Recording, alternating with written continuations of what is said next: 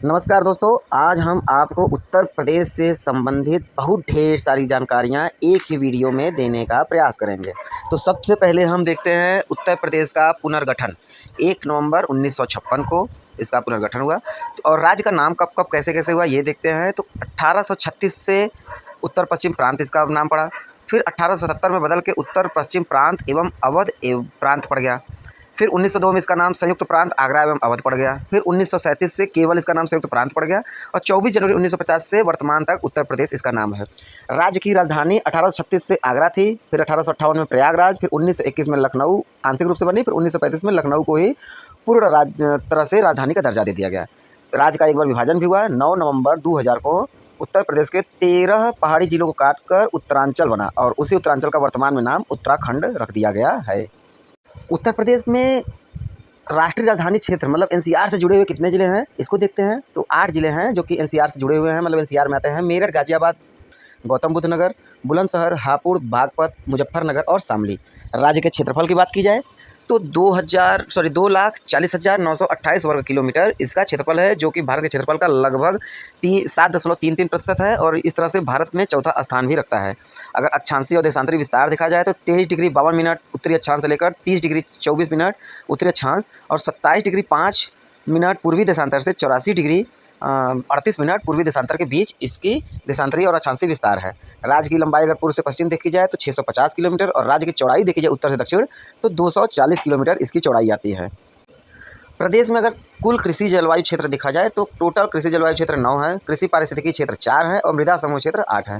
राज्य में सर्वाधिक वर्षा वाला जिला गोरखपुर, सबसे कम वर्षा वाला जिला मथुरा। उत्तर प्रदेश के साथ सबसे लंबी सीमा अगर देखी जाए तो मध्य प्रदेश की लगती है और सबसे न्यूनतम सीमा अगर लगती है तो वो हिमाचल प्रदेश से लगती है। सर्वाधिक औसत तापमान वाला क्षेत्र है बुंदेलखंड, यही है ललितपुर वाला एरिया। उत्तर प्रदेश के ऐसे मुख्यमंत्री जिन्हें भारत के प्रधानमंत्री होने का भी गौरव प्राप्त हुआ है वो हैं चौधरी चरण सिंह और विश्वनाथ प्रताप सिंह। और विधानसभा अध्यक्ष जो बाद में मुख्यमंत्री भी बने वो हैं श्री बाबू बनारसी दास और श्रीपति मिश्र। अगर प्रदेश में राष्ट्रपति शासन की बात की जाए तो सबसे पहली बार राष्ट्रपति शासन 25 फरवरी 1968 को लगा, जो कि 26 फरवरी 1969 तक 1 साल के लिए चला। इस तरह से देखा जाए तो राज्य में अभी तक टोटल 10 बार राष्ट्रपति शासन लग चुका है। अब थोड़ा शासन प्रशासन की बात कर ली जाए तो राज्य का विधानमंडल जो है वो द्विसदनात्मक है, मतलब यहाँ पे विधानसभा और विधान परिषद दोनों हैं। सर्वाधिक बार विधानसभा अध्यक्ष 2 लोग बने हैं, आत्माराम गोविंद जी और केसरीनाथ त्रिपाठी, दोनों लोग 3-3 बार बने हैं। विधानसभा में सदस्यों की संख्या देखी जाए तो 403 है, विधान परिषद में सदस्यों की संख्या 100 है। उत्तर प्रदेश से लोकसभा सदस्य 80 चुने जाते हैं और राज्यसभा सदस्य 31 की संख्या में चुने जाते हैं।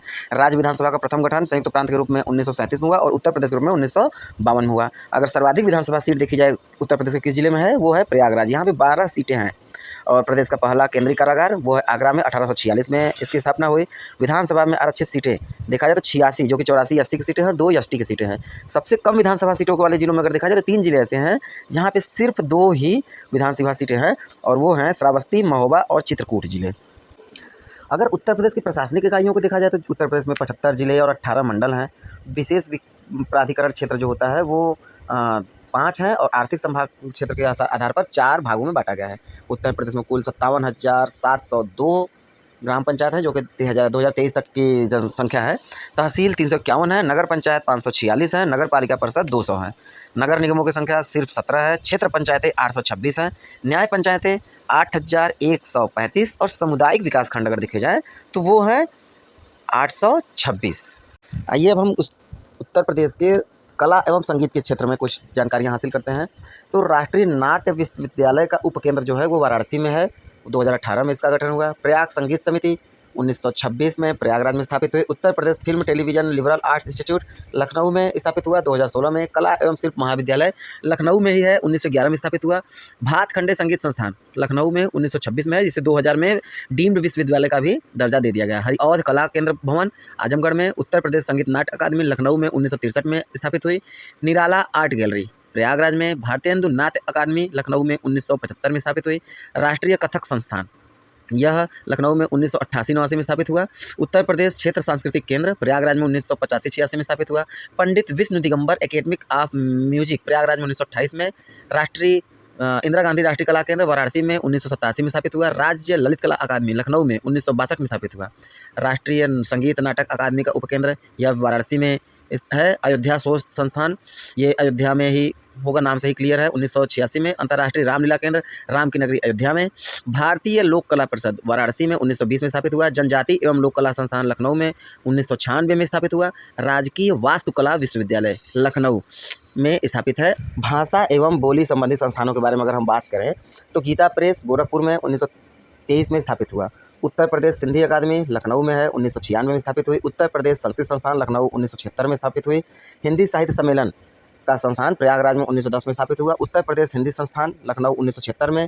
उत्तर प्रदेश उर्दू अकादमी लखनऊ 1972 में। मौलाना आज़ाद स्मारक अकादमी जो कि गैर सरकारी है, यह लखनऊ में है। उत्तर प्रदेश पंजाबी अकादमी लखनऊ में 1998 में स्थापित हुआ। हिंदुस्तानी अकादमी प्रयागराज 1927 में। भारतीय भवन पुस्तकालय प्रयागराज में 1889 में स्थापित हुआ। केंद्रीय हिंदी शिक्षण मंडल आगरा में 1960 में स्थापित। उत्तर प्रदेश भाषा संस्थान लखनऊ में 1994 में स्थापित। उत्तर प्रदेश जैन विद्या शोध संस्थान लखनऊ में 1991 में स्थापित। भोजपुरी भवन वाराणसी में। राज्य हिंदी संस्थान देखा जाए तो वाराणसी में ही 1969 में स्थापित हुआ। और संत कबीर अकादमी, यह उनके निर्वाण स्थल मगहर में 2022 में स्थापित किया गया। अब अगर हम उत्तर प्रदेश के प्रमुख जनजातियों के बारे में बात करें तो सहरिया जनजाति ललितपुर में पाई जाती है।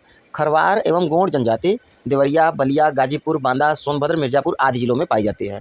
चेर, गोंड, खरवार, धुरी जाति जो होती है जनजाति है, ये वाराणसी एवं सोनभद्र में पाई जाती है। अगर अगरिया, बैगा, भुइया और पहरिया जनजाति की बात की जाए तो ये सोनभद्र में है। बुक्सा और माहीगीर जनजाति बिजनौर में। थारू जनजाति लखीमपुर खीरी से महाराजगंज के बीच में पाई जाती है। और पंखा और पनिका नाम की जनजाति यह सोनभद्र और मिर्ज़ापुर में पाई जाती है। अगर कुछ स्पेशल देखे जाए तो थारू जनजाति उत्तर प्रदेश की सबसे बड़ी जनजाति है। थारू जनजाति दीपावली को शोक के रूप में मनाती है। माहीगीर जनजाति ये मछुआरा है और ये इस्लाम धर्म को मानती है। तो इस तरह से अगर देखा जाए तो इस्लामिक जनजाति पूछा जाए तो आप माहीगीर जनजाति को टिक करेंगे। जौनसारी उत्तर प्रदेश एवं उत्तराखंड में पाए जाते हैं। यह बहुविवाह व्यवस्था का पालन करते हैं, मतलब ये एक से अधिक विवाह भी करते हैं। अगर केंद्र सरकार की बात की जाए तो केंद्र सरकार ने अनुसूचित जनजाति अधिनियम 2003 पारित किया, जिसमें 10 आदिवासियों को अनुसूचित जनजातियों में सूचीबद्ध किया गया है। अब अगर प्रमुख लोकगीत उनसे संबंधित जिले क्षेत्र देखा जाए तो कजरी जो है वह मिर्ज़ापुर वाराणसी में गाई जाती है बहुत ज़्यादा। आल्हा बुंदेलखंड महोबा में। इसुरी फाग बुंदेलखंडी क्षेत्र में।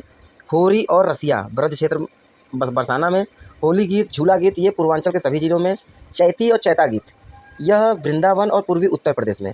बिरहा देखा जाए तो भोजपुर से लगे हुए जो क्षेत्र है उसमें और पूर्वी उत्तर प्रदेश में पाया जाता है। सोहर पूर्वांचल में, विशेषकर अवध क्षेत्र में। लावड़ी एवं 72 बील यह जो लोकगीत है यह रुहेलखंड में। ढोला एवं रागनी यह पश्चिम क्षेत्र में। और मल्हार लोकगीत कौरवी क्षेत्र या कह सकते हैं पश्चिमी उत्तर प्रदेश में गाया जाता है। अब अगर लोक नृत्यों की बात की जाए तो उत्तर प्रदेश में बहुत सारे लोक नृत्य प्रसिद्ध हैं। चरकुला ब्रज क्षेत्र में। कटघोड़वा पूर्वांचल में। ख्याल नृत्य बुंदेलखंड क्षेत्र में। रास नृत्य ब्रज क्षेत्र। झूला नृत्य ब्रज क्षेत्र। धोबिया और नटवरी क्षेत्र ये जो है लोक नृत्य ये पूर्वांचल में नाचे जाते हैं। और सैरा नृत्य बुंदेलखंड और धुरिया भी बुंदेलखंड। उसी तरह से राई और दीप बुंदेलखंड में। देवी और कार्तिक ये भी बुंदेलखंडी लोक नृत्य ही हैं।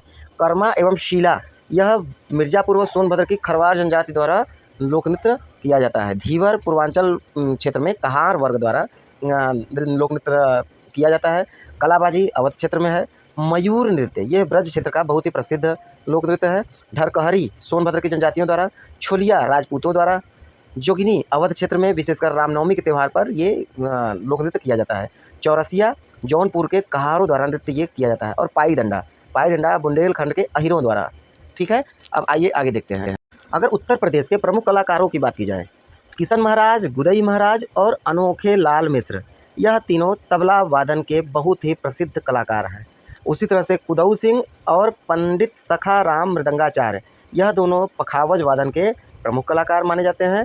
शंभू महाराज, बिरजू महाराज, अच्छन महाराज और बिद्यादीन यह 4 लोग कत्थक के प्रमुख कलाकार माने जाते हैं। श्रीमती एन राजम वायलिन वादन के लिए प्रसिद्ध हैं। पंडित रविशंकर सितार वादन के लिए और बिस्मिल्ला खां शहनाई वादन के लिए विश्व प्रसिद्ध हैं। अब अगर कुछ महत्वपूर्ण आयोगों की बात की जाए तो राज्य मानवाधिकार आयोग का गठन 2002 में। राज्य सूचना आयोग का गठन 14 सितंबर 2005 में RTI एक्ट के बाद इसका गठन हुआ। राज्य पिछड़ा वर्ग आयोग का गठन 9 मार्च 1993 को। राज्य महिला आयोग का गठन 2002 में। और उत्तर प्रदेश गौ सेवा आयोग 1999 में स्थापित हुआ। उत्तर प्रदेश के प्रमुख संगीत घरानों की बात करते हैं आइए। तो सबसे पहले आगरा घराना, अलख दास और मलूक दास।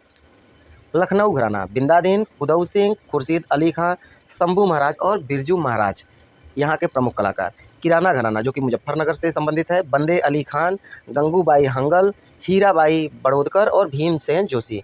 फिर उसके बाद आता है बनारस घराना, छन्नूलाल मिश्र, राजन साजन मिश्र, सितारा देवी, गिरजा देवी, किशन महाराज, गुदई महाराज, मोतीबाई, रसूलन बाई और सिद्धेश्वरी देवी प्रमुख कलाकार हैं। भिंडी घराना जो मुंबई से संबंधित है, मुरादाबाद के छज्जू खां, नज़ीर खां, खादिम हुसैन खां ने बम्बई में इस घराने की स्थापना की, जिसे भिंडी बाजार घराना भी कहते हैं। लता मंगेशकर ने इसी घराने के अली खां से संगीत की शिक्षा प्राप्त की थी।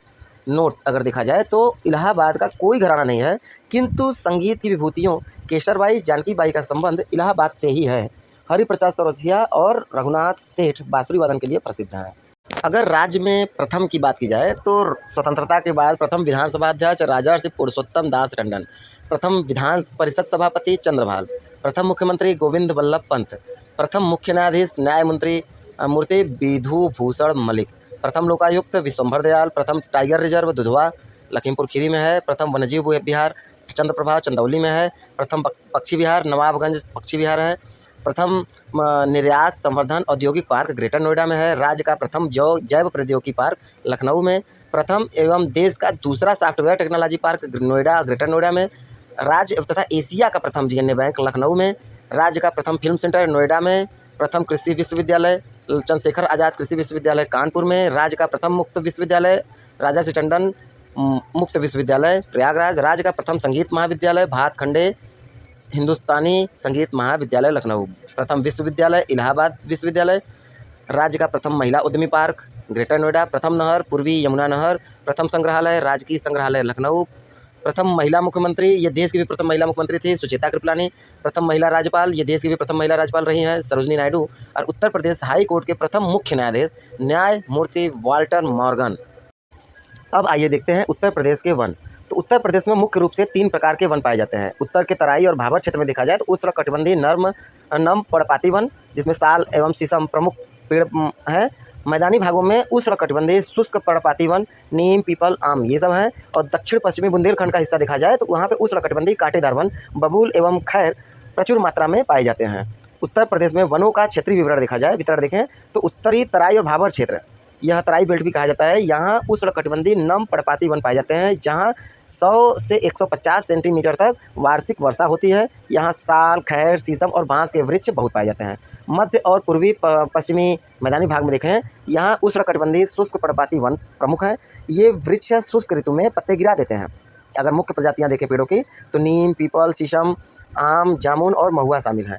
दक्षिण पश्चिमी क्षेत्र जो कि बुंदेलखंड का इलाका माना जाता है, यहाँ पे बहुत ही कम वर्षा होती है, इसलिए यहाँ पे आपको कांटेदार पेड़ ज़्यादा दिखाई देंगे, जैसे बबूल, खेर और कटीली झाड़ियाँ और पलास यहाँ के प्रमुख वनस्पतियाँ हैं। वन संपदा के अगर प्रमुख क्षेत्रों की बात की जाए तो सोनभद्र सबसे अधिक वन क्षेत्र वाला जिला है, और लखीमपुर खीरी और पीलीभीत में दुधवा नेशनल पार्क क्षेत्र माना जाता है। बांदा और चित्रकूट कांटेदार वनों के लिए प्रसिद्ध हैं। उत्तर प्रदेश में अगर वन आवरण राज्य देखा जाए तो यह राज्य के भौगोलिक क्षेत्र का लगभग 6.24% ये है, और यह ISFR Indian statistical forest research 2023 के आंकड़ों के अनुसार दिया गया है। तो आप आज के लिए इतना ही। आपको ये जानकारी कैसी लगी हमें कमेंट करके ज़रूर बताएं। उत्तर प्रदेश स्पेशल के और क्लासेस अगली वीडियो में बहुत जल्दी ही अपलोड हो जाएंगे, शायद 1 या 2 दिन में। केमिकल लोचा यूट्यूब चैनल ज्वाइन करने के लिए धन्यवाद।